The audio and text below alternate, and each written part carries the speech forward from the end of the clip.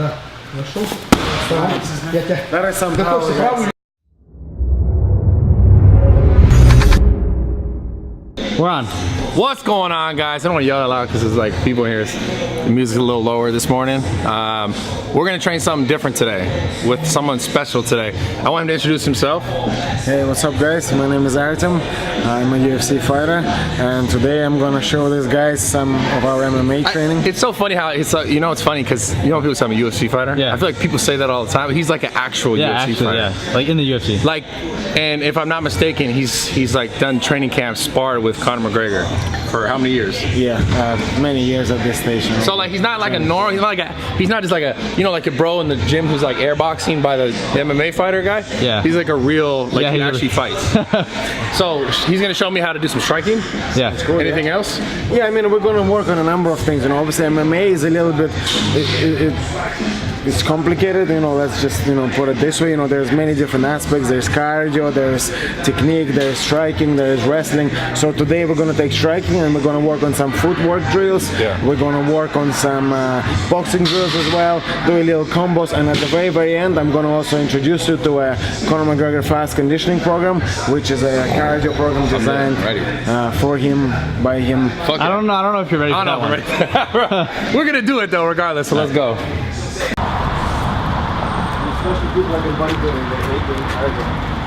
The beauty of this, the gym is here. Yeah. And then our neighbors are a martial arts studio.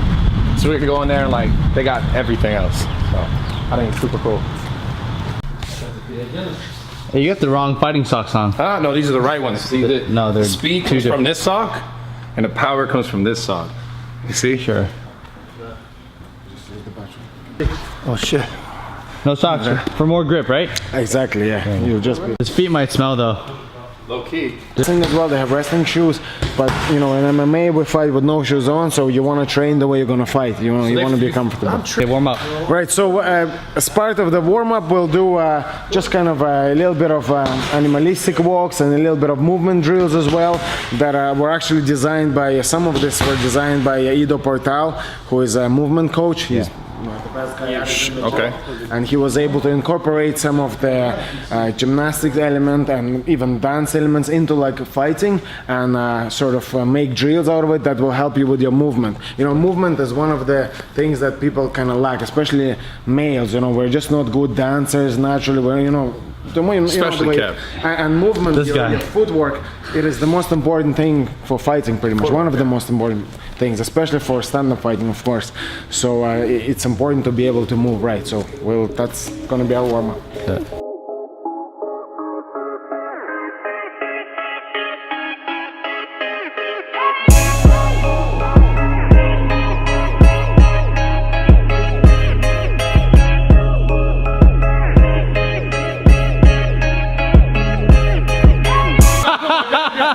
Great seeing 265 pounds guys. Oh.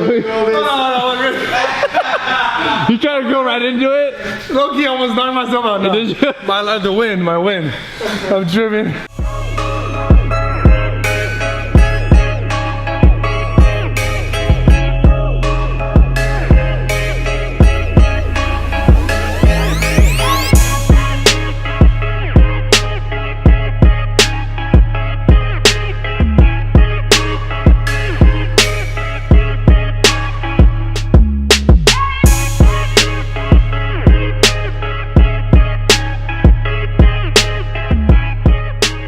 Now continue with the warm-up. We're gonna do the footwork drills that I told you about, you know, with Ido. It's very simple to kind of pay it. It's very important to pay attention to where my weight distribution is, because there's different drills, you know. So the first one we're gonna do, it's this, where you put the weight on this side. Boom. It's like a dance. It's like a dance, exactly. But it's all about getting your feet working. Boom. And step back.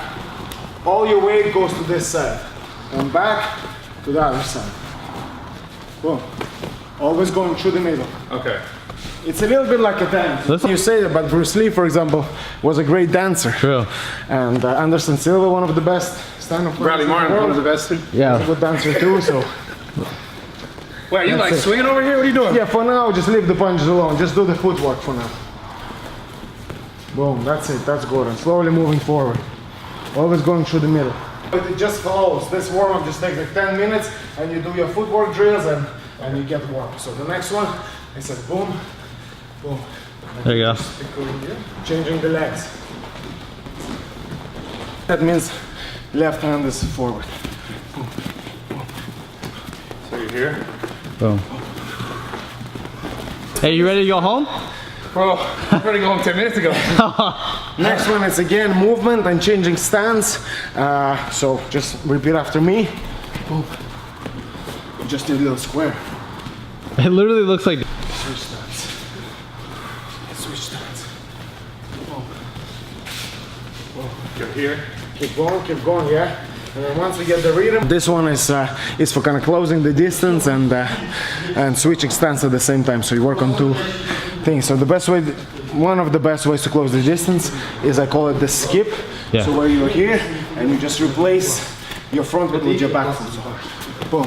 Yeah. Oh, I see. And you can do many things with it. You can, you know, if you've seen left hook, sometimes the guy's a little bit far away, go, boom. Yeah. He goes into Hey. left hook. Gliding over. Boom. That's it. Boom. Boom. That's it.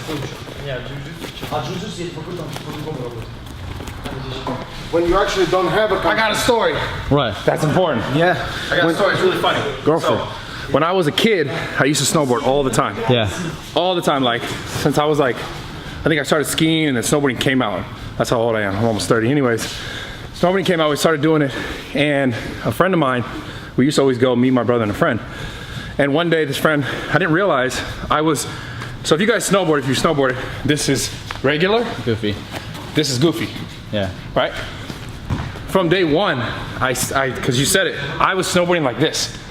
I never told the instructor or anyone who's giving me the thing that I wanted to be like this. They gave it to me. Yeah. That's just how I did it. That's what I thought was normal. But the funny part about this is, one day I saw their feet were that way, and I was like, wait a minute. You guys are facing this. I like realized it, like dawned on me because I was so excited to snowboard. But then when I realized it, my buddy Anthony at the time goes, oh, they just looked at you and they're like, yo, this motherfucker's goofy. Just give him the goofy. So I learned that stance before I ever learned this. So when I snowboard now, I can do both. Oh, nice. So what you're saying is the same shit. I'm assuming. Exactly. Because at the start, you don't have a good side yet. Everything feels uncomfortable to you. Yeah. So I think if you start early to, you know, incorporate this into your training, switching stance, you will just feel comfortable in both stances. Yeah. Whereas what people do, they get really good in one stance and then they start learning the other and it feels so uncomfortable now because they're so used to this that they keep going back to this and they never get good at the other And side. I'm not a fighter, so correct me if I'm wrong, but I'm assuming like in a fight, and especially in an MMA fight, like anything goes, right? So now you have to like be able to adapt. Absolutely, and like even just a simple thing, leg kicks. Let's say you start in this stance and someone is kicking your front leg and it's so sore now that you can't think about anything else. You know, you're constantly, it's slowing you down, you know, it's preventing you from fighting your fight because you're worried about the leg. If you can do this, just put the other leg forward and fight comfortably, I mean, that is a huge advantage. No, I don't you care don't have about to worry about getting hit. because my leg is back now. Yeah. But if you can't do Makes that, so much that's sense. it. And even another thing, let's say if you learn 2 combinations from here, you've got 2 combos. If you can also do that on the reverse, well now you've got 4. And also it's so uncomfortable to fight kind of opposite stance. So just there's not that many southpaws in general. So people find it very hard, like not very hard, but a lot harder to face someone opposite stance. So yeah, they don't like fighting southpaw Exactly. people. So it's good to do that. Or if you're able to switch the whole time, it's very confusing for the other guy. Yeah. He can't adapt. He can't set up his shot. He can't set up his punches. So it's a good thing to have. So we work on that early on. So the next one we'll do 2 hops like I showed.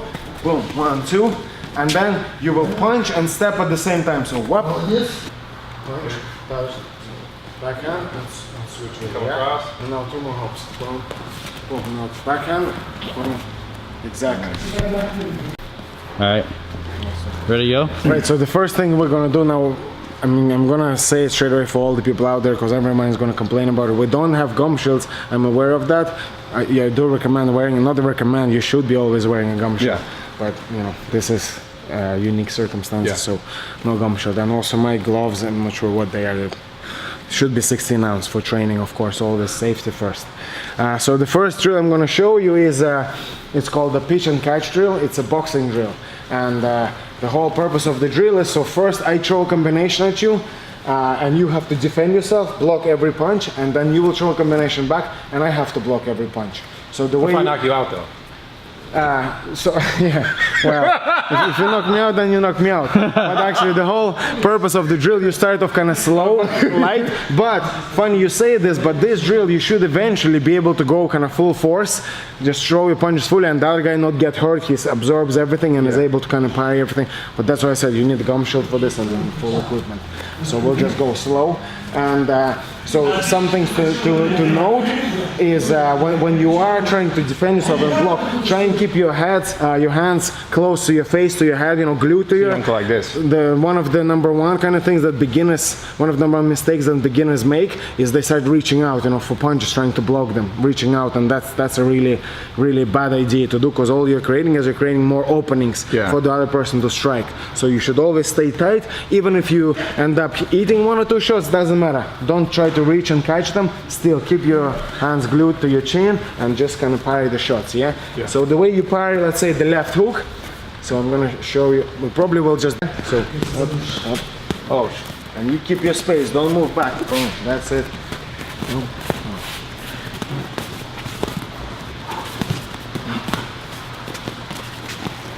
Right in your face. So if you don't duck under, I'm gonna hit you in the face. Let's go! I love it. Duck, you gotta duck. So you're gonna, He's telling you what you're doing. You better duck, man. You better duck. Change Don't get knocked out, bro. Jab. Yeah, jab my body. Yeah. That's it. That's it. That's it. That's it.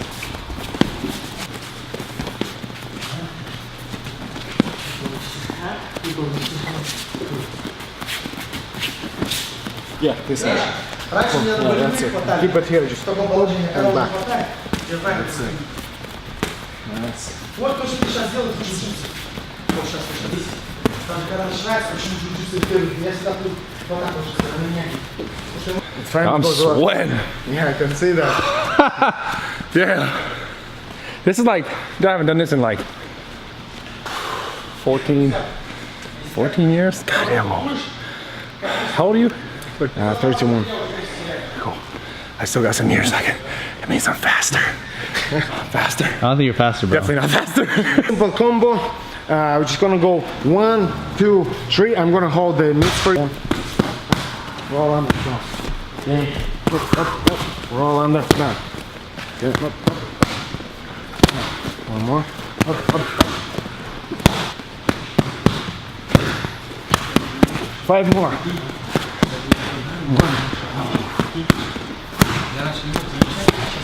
3. 1 more.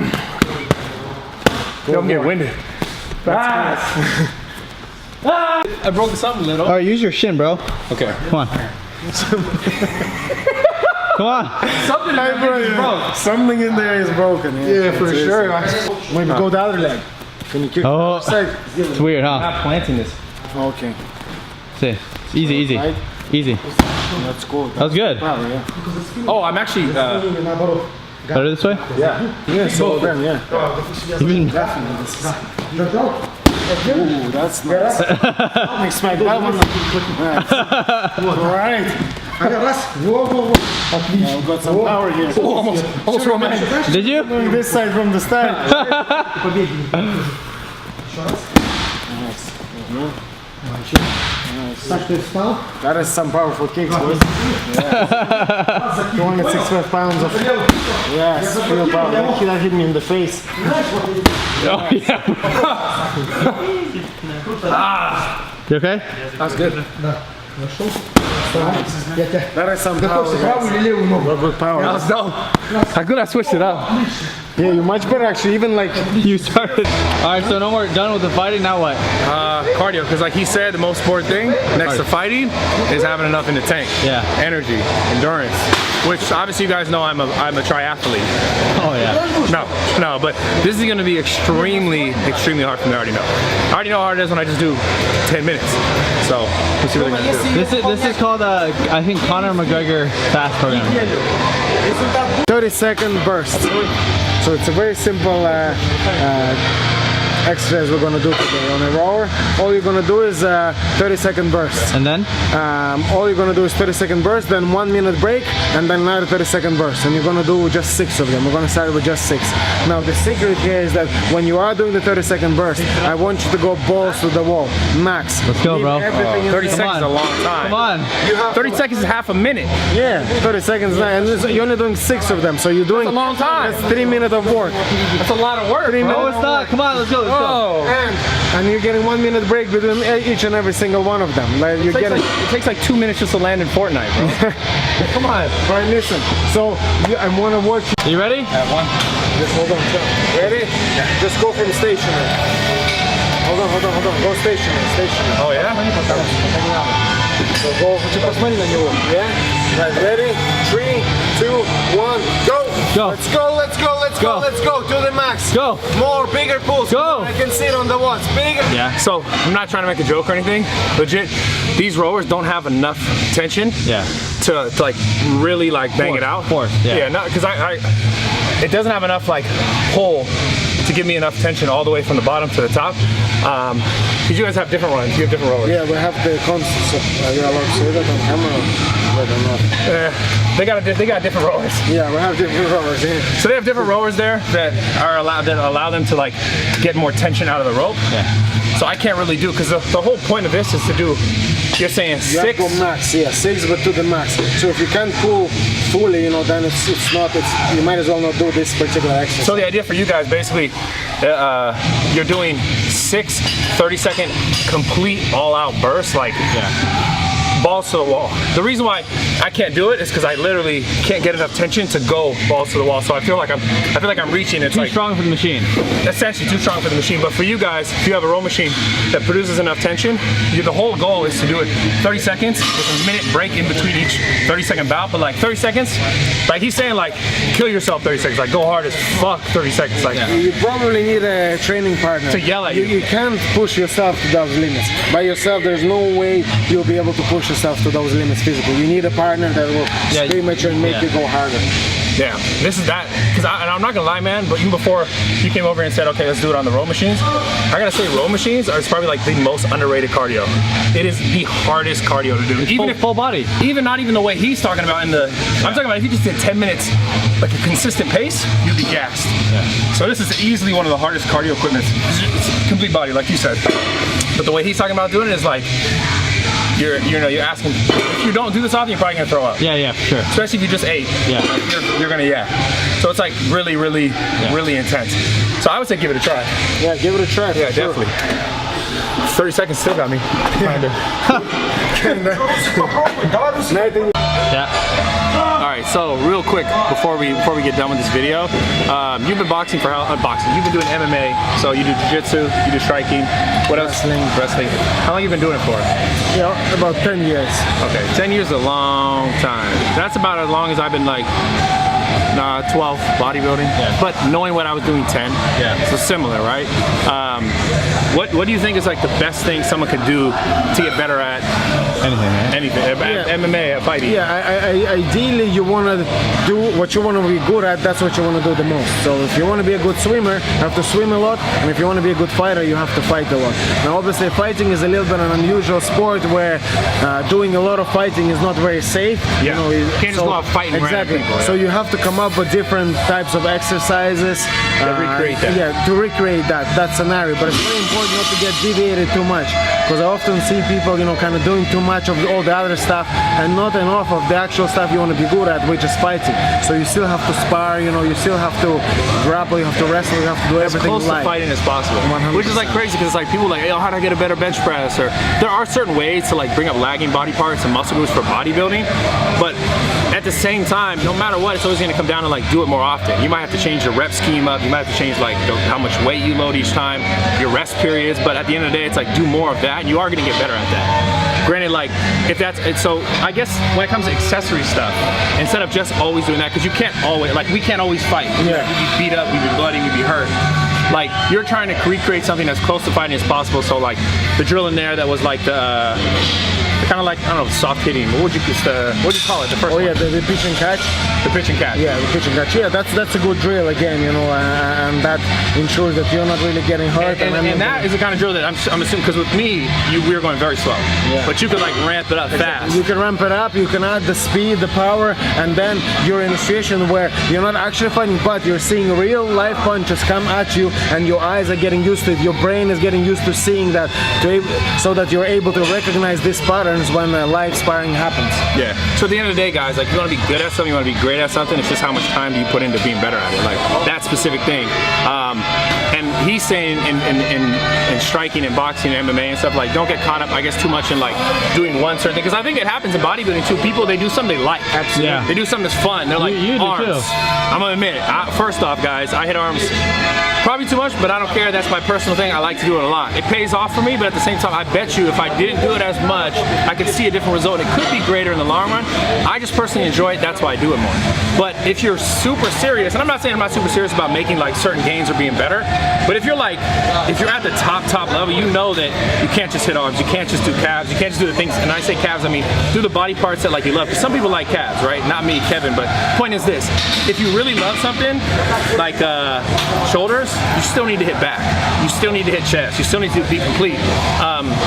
So with boxing, it's like you, and fighting, I don't want to say boxing. You often see guys like, you know, like that ballism they attach and they're hitting the ball, you know, day in, day out, you know, it's in and out, you know, that's not very good for fighting, I don't think, because you know exactly where the ball is going to be. It's a matter of, you know, judging the timing and just kind of getting good at that, kind of like juggling a ball in a way. Yeah. But it's not necessarily very beneficial. It's not going to prepare you for a punch coming at you. Exactly. So you still need to, if you just do that and you never spar, you're not going to be good at it. You know. So I guess the whole point is, guys, like, if you want to be good at something, like, do it more. Do it more often. Find different ways to, like, to do it. But do it as much as possible, and, like, just keep learning, like, what you're not good at in that situation. So if it's fighting, obviously for me, I'm heavier, I'm bigger, I'm slower, like, oh, so I'd have to work on my endurance, I'd have to work on my speed, I have to work on everything right now. But I guess it's kind of like you nail down the things. Power. Except power. That's one thing you don't need to work on. But I don't need to work on all the other things, and then the main thing, which is actually fighting. So okay, yeah, I get it. So same thing, guys. Bodybuilding, it's. I mean, everything you work on, even if it's like business stuff or like, you just have to work on things to get better at them, like relationships, business, like family stuff, issues in your life. You don't just like, you can't just avoid the stuff you don't like doing, like having a conversation with someone that maybe it's a hard conversation. You just avoid it. Well, you're never gonna get better. You're never gonna fix that situation because you're avoiding the stuff you don't like. And I'm not saying like, I mean, obviously in this situation, if you want to be a fighter, you have to kind of like fighting though. Absolutely. You have to want to go to fight. One of those sports you have to love. That's crazy. I mean, any sport, I think if you want to be at the top, you want to be a professional athlete, you have to love the sport. Yeah. Most of the time, it's not enjoyable to do professionally. You know, you have to go beyond your diet, your training, everything. You know, you're pushing yourself beyond the limit. So it's never. I had a lot of fun, man. I had a ton of fun today. Like probably the most fun I had in like 2 years, just changing it up and doing something different. Because I had trained like Muay Thai stuff way back in the day, and I was a kid, like 100 pounds less, 110, and it made me feel like, damn, I'm really slow, but it feels really good. And it's just a different type of motivation instead of like a consistent, you know, bodybuilding thing. So maybe more training like this soon. You guys might see some more guests. Some cool people. See you in the octagon soon. Oh man, I don't know. Because for me to do it, I have to be like, oh, I gotta be great at it. So I have to like I was talking to him the other night about doing it. Like I have to kill myself to be the best at it. Even if like, let's say I wasn't gonna be the best, I'm still gonna aim I'm trying to be the best. So I know that like I couldn't be the best in 6 months. I'd be the best in 5 years, 6 years, 7 years, 10 years. That's when, you know, so like I know that I have to take that whole journey. And I can't say no, but I can't say yes right now. But I appreciate you helping me out, man. And make sure you guys check him out. He's on, I know you're on Instagram. Do you do Twitter and Instagram. That's Twitter and Instagram. And what is your handle? It's at Rushammer. So RUSHAMMER. All right, yeah, check him out. Really cool guy. You live in Ireland. Yeah, you live in Ireland. But you're like Russian Irish. That's it. I was born in Russia, but you know, like I say, born in Russia, forged in Ireland. Oh yeah, oh yeah. Oh man, so check him out, guys. I appreciate all the love. Make sure you subscribe to the channel. We're out of here. You'll be back sometime? Yeah, 100%. Thank you so much.